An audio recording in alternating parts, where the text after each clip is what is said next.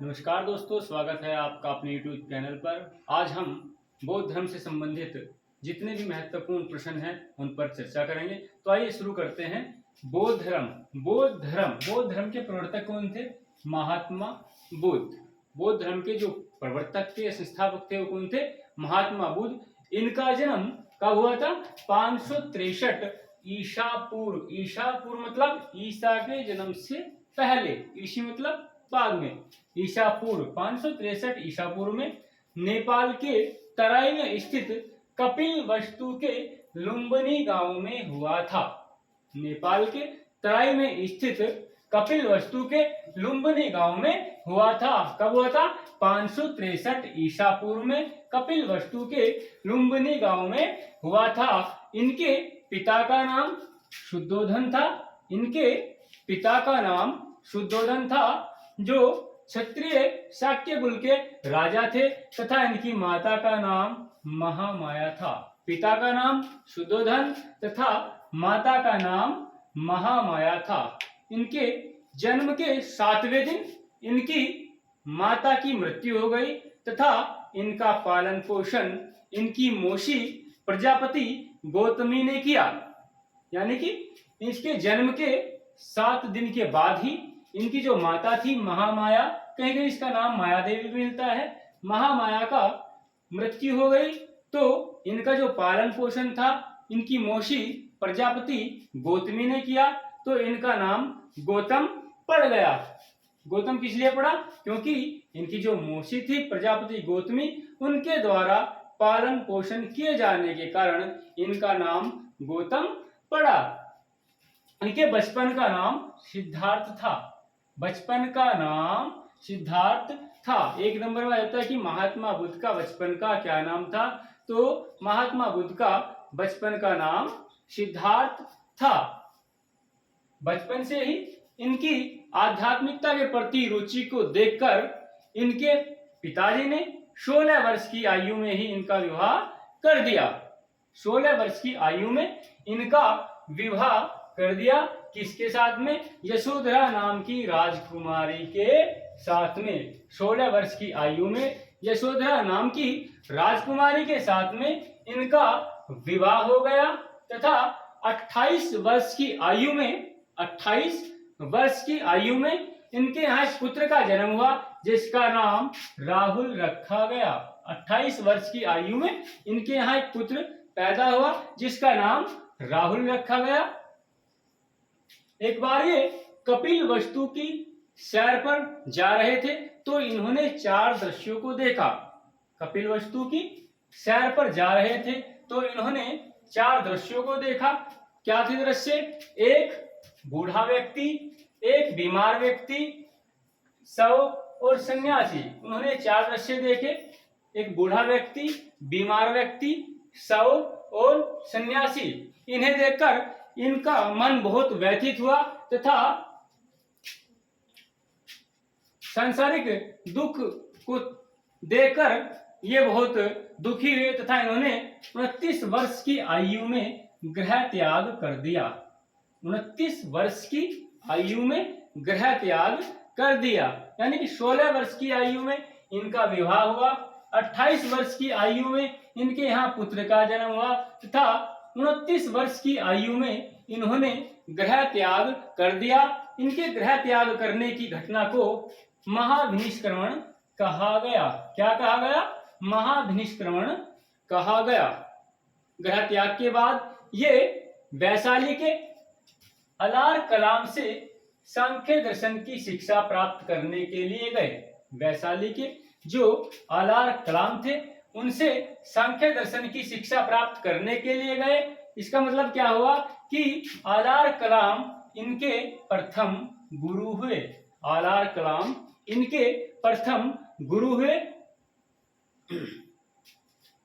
35 वर्ष की आयु में, 35 वर्ष की आयु में यानी 29 वर्ष में इन्होंने गृह त्याग किया और 35 वर्ष की आयु में, 29 और 35 मतलब 6 वर्ष इधर उधर भटकने के पश्चात, 6 वर्ष इधर उधर भटकने के पश्चात 35 वर्ष की आयु में उरुवेला स्थान पर पीपल के वृक्ष के नीचे, इंपॉर्टेंट फैक्ट है सभी, उरुवेला स्थान पर पीपल के वृक्ष के नीचे वैशाख पूर्णिमा की रात को, वैशाख पूर्णिमा की रात को निरंजना नदी के तट पर, निरंजना नदी के तट पर, कहीं कहीं फाल्गु नदी भी आ जाता है, कहीं कहीं पुनपुन नदी भी आ जाता है, तो निरंजना नदी के तट पर इन्हें ज्ञान की प्राप्ति हुई, इन्हें ज्ञान की प्राप्ति हुई और इन्हें बुद्ध कहा गया,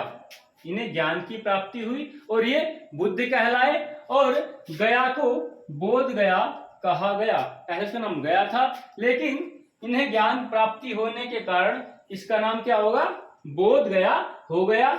बोध गया से ये फिर सारनाथ गए, बोध गया से कहाँ गए, सारनाथ, बोध गया से ये फिर सारनाथ गए और सारनाथ में इन्होंने 4 सन्यासियों को अपना प्रथम उपदेश दिया। वे सन्यासी कौन थे, एक कौंडिन्य, बप्पा, भादिया, महानाम और अष्टागी। इंपॉर्टेंट फैक्ट, बोध गया से सारनाथ गए जहां इन्होंने अपना प्रथम उपदेश 4 सन्यासियों को दिया। वे सन्यासी थे कौंडिन्य, बप्पा, भादिया, महानाम और अष्टागी। इन्होंने अपना प्रथम उपदेश दिया और ये प्रथम उपदेश देने की घटना धर्म चक्र परिवर्तन कहलाई, धर्म चक्र परिवर्तन कही गई। कौन सी घटना, प्रथम उपदेश देने की जो घटना थी, बुद्ध की प्रथम उपदेश देने की जो घटना थी वो क्या कहलाई, धर्म चक्र परिवर्तन।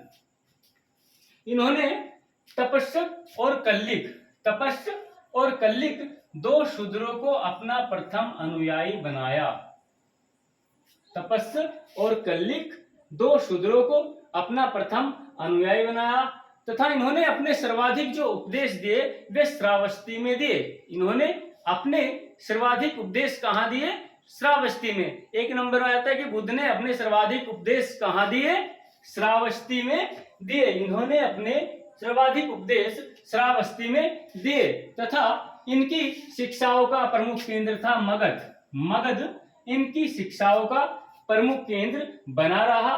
इनके अनुयायी शासक थे कौन कौन से, बिंबिसार, मगध के जो शासक थे बिंबिसार, कौशल के शासक प्रसेनजीत तथा वैशाली के शासक उदयन इनके प्रमुख अनुयायी शासक थे। इनके प्रमुख अनुयायी शासक कौन कौन थे, बिंबिसार, प्रसेनजीत और उदयन। बिंबिसार मगध के शासक थे, प्रसेनजीत कौशल के शासक थे, उदयन वैशाली के शासक थे। तथा अब अंतिम पड़ाव में जब जीवन के अंतिम दिन थे, ये हिरण्यवती नदी के तट पर कुशीनारा पहुंचे। हिरण्यवती नदी के तट पर कुशीनारा पहुंचे। कब, जीवन के अंतिम काल में ये अंतिम पड़ाव में हिरण्यवती नदी के तट पर कुशीनारा में पहुंचे तथा 80 वर्ष की अवस्था में 483 ईसा पूर्व में इनका निधन हो गया, इनका देहांत हो गया। 80 वर्ष की अवस्था में 483 ईसा पूर्व में इनका निधन हो गया। जन्म कब हुआ था, 563 ईसा पूर्व, मृत्यु 483 ईसा पूर्व। कहां पे, कुशीनारा में। और यह घटना, इनकी जो मृत्यु की घटना वो क्या कहलाई, महापरिनिर्वाण। मृत्यु की घटना क्या कहलाई, महापरिनिर्वाण कहलाई। इनका अंतिम उपदेश यानी कि मृत्यु से पहले जो इन्होंने अपना उपदेश दिया था वो कुशीनारा के परिव्राजक सुमच को दिया था। 1 नंबर में आता है कि गौतम बुद्ध ने अपना अंतिम उपदेश किसे दिया, तो किसे दिया, कुशीनारा के परिव्राजक सुमच को अपना अंतिम उपदेश दिया। बौद्ध धर्म की अधिक जानकारी हमें त्रिपिटक से ज्ञात होती है। त्रिपिटक क्या है, सबसे प्राचीन बौद्ध जो ग्रंथ है वो त्रिपिटक है। कौन कौन से, विनय पिटक, सुत्त पिटक और अभिधम्ब पिटक, 3 पिटक हैं। बौद्ध धर्म के जो सबसे प्राचीन जानकारी जहां से हमें प्राप्त होती है वो किससे मिलती है, त्रिपिटक से। कौन कौन से, विनय पिटक, सुत्त पिटक और अभिधम्ब पिटक। सुत्त पिटक में संघ के नियम दैनिक आचार विचार का विवरण है। सुत्त पिटक में सिद्धांत व उपदेशों का वर्णन है। अभिधम्म पिटक में दार्शनिक सिद्धांतों का वर्णन है। विनय पिटक संघ के नियम आचार विचार का वर्णन। सुत्त पिटक में सिद्धांत व उपदेशों का वर्णन। अभिधम्म पिटक में दार्शनिक सिद्धांतों का वर्णन है। उसके बाद है जातक। जातक क्या होता है? जातकों में बुद्ध के पूर्व जन्म की गाथाओं का वर्णन है। जातक कथाएं जिनको बोलते हैं, जातक कथाओं में बुद्ध के जो पूर्व जन्म की गाथाएं हैं उनका वर्णन है। जातकों की भाषा पाली है। इनकी संख्या 550 है। जातकों की संख्या कितनी? 550। जातकों की भाषा क्या है? पाली। जातकों के अंदर किस चीज का वर्णन है? बुद्ध के पूर्व जन्म की गाथाओं का वर्णन है। जातकों के अंतर्गत बुद्ध के पूर्व जन्म की गाथाओं का वर्णन है। इनकी भाषा पाली है तथा जातकों की संख्या 550 है।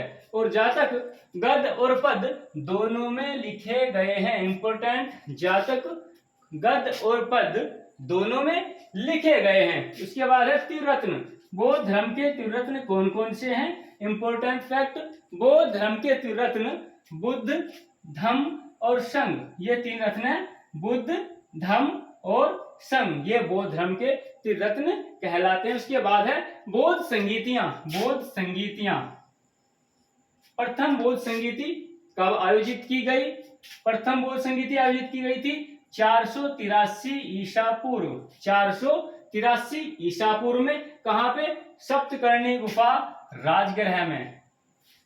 पहली बौद्ध संगीति 483 ईसा पूर्व में सप्तकर्णी गुफा, राजगृह में आयोजित की गई। किसके शासनकाल में? अजातशत्रु के शासनकाल में। किस वंश का था ये? हर्यक वंश का। और इसके अध्यक्ष कौन थे? महाकश्यप। ध्यान से देखेंगे, बहुत ही इंपॉर्टेंट है। सभी जो बौद्ध संगीतियां हैं, कोई ना कोई प्रश्न सभी प्रतियोगिता परीक्षाओं में जरूर पूछा जाता है। प्रथम बौद्ध संगीति 483 ईसा पूर्व, सप्तकर्णी गुफा, राजगृह, शासक अजातशत्रु, हर्यक वंश से बिलोंग करता है और अध्यक्ष थे महाकश्यप। दूसरी अद्वितीय बौद्ध संगीति 383 ईसा पूर्व में आयोजित की गई। कहां आयोजित की गई? चुल्लबग मतलब वैशाली में। शासक कौन थे? कालाशोक, अध्यक्ष साबकमीर। तृतीय बौद्ध संगीति 251 ईसा पूर्व पाटलिपुत्र में आयोजित की गई। शासक अशोक थे मौर्य काल के और इसके अध्यक्ष थे मोगलिपुत्र। चतुर्थ बौद्ध संगीति प्रथम शताब्दी ईस्वी में आयोजित की गई। कुंडलवन यानी कश्मीर में आयोजित की गई। कनिष्क से शासनकाल में आयोजित की गई और इसके अध्यक्ष थे वसुमित्र। ध्यान से देखें एक बार फिर। प्रथम बौद्ध संगीति 483, द्वितीय बौद्ध संगीति 383 ईसा पूर्व, तृतीय बौद्ध संगीति 251 ईसा पूर्व, चतुर्थ बौद्ध संगीति प्रथम शताब्दी ईस्वी। पहले इतना याद करेंगे। प्रथम बौद्ध संगीति 483 ईसा पूर्व, द्वितीय बौद्ध संगीति 383 ईसा पूर्व, तृतीय बौद्ध संगीति 251 ईसा पूर्व और चतुर्थ बौद्ध संगीति प्रथम शताब्दी ईस्वी। अब इधर आ जाओ। स्थान या कहाँ आयोजित की गई? प्रथम राजगृह, दूसरी वैशाली, तीसरी पाटलिपुत्र, चौथी कुंडलवन। ठीक है, राजगृह, वैशाली, पाटलिपुत्र और कुंडलवन कश्मीर। उसके बाद शासक कौन थे? प्रथम अजातशत्रु, द्वितीय में कालाशोक, तृतीय अशोक, चतुर्थ कनिष्क। उसके बाद इसके अध्यक्ष कौन थे? महाकश्यप, सावकमीर, मोगलिपुत्र और वसुमित्र। दोबारा एक बार फिर रिवाइज कर लेंगे। बौद्ध धर्म संस्थापक महात्मा बुद्ध। जन्म हुआ था 563 ईसा पूर्व कपिलवस्तु के लुम्बिनी ग्राम में हुआ था। इनके पिता का नाम शुद्धोधन, माता का नाम महामाया, बचपन का नाम सिद्धार्थ। हमारी बात एक बार फिर देखेंगे। बौद्ध धर्म संस्थापक महात्मा बुद्ध, इनको एशिया का ज्योति पुंज भी कहा जाता है। लाइट ऑफ एशिया भी इनको कहा जाता है। इनके बचपन का नाम था सिद्धार्थ, बचपन का नाम सिद्धार्थ, पिता का नाम शुद्धोधन, माता का नाम महामाया। 16 वर्ष की आयु में इनका विवाह हो गया, किसके साथ में? यशोधरा नाम की राजकुमारी के। 28 वर्ष की आयु में इनके यहाँ एक पुत्र का जन्म हुआ, जिसका नाम राहुल रखा गया। 29 वर्ष की आयु में इन्होंने ग्रह त्याग कर दिया। ग्रह त्याग करने की घटना क्या कहलाई? महाभिनिष्क्रमण। ग्रह त्याग की घटना महाभिनिष्क्रमण। उसके बाद ग्रह त्याग करने के बाद ये वैशाली के अलार कलाम के पास गए और वहां इन्होंने सांख्य दर्शन की शिक्षा प्राप्त की। इससे क्या पता चलता है कि अलार कलाम जो थे इनके प्रथम गुरु हुए। अलार कलाम बुद्ध के प्रथम गुरु हुए। 35 वर्ष की आयु में उरुवेला स्थान